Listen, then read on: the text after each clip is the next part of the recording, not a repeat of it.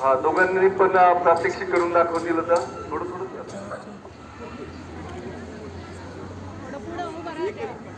एकच ड्रॉप घ्यायचा असतो, एक ते दोन ड्रॉप घ्यायचे त्याचे अलग लक्षामध्ये तेच बरोबर आपण हे करायचं.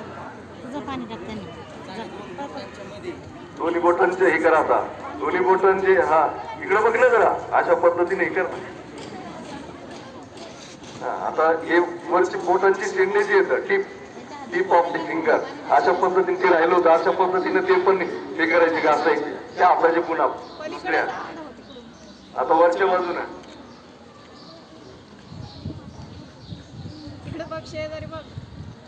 झालं का? हा व्यवस्थित पुन्हा अशा पद्धतीने परत वरून पण असं करा तर अशा पद्धतीनं पुन्हा अशा पद्धतीनं. साहेबांनी सुद्धा सहभाग घेतलेला आहे, खूप असे धन्यवाद.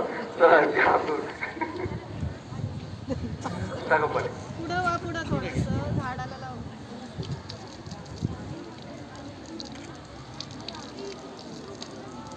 तर अशा पद्धतीनं आपण अतिशय व्यवस्थितरित्या आपले हात स्वच्छ करायचे आणि नंतर मग आपल्याला काही पाणी प्यायचं असेल, काही नाश्ता करायचा असेल, जेवण करायचं असेल, नंतरच आपण इतर ज्या काही घरातल्या वस्तू असतील ते आपण हाताळायचे. त्याला कुठल्याही प्रकारे असं बाहेरून गेल्यानंतर रोगकारक जंतू अजिबात त्याच्यावरती बसणार नाहीत आणि आपल्या पोटामध्ये जाणार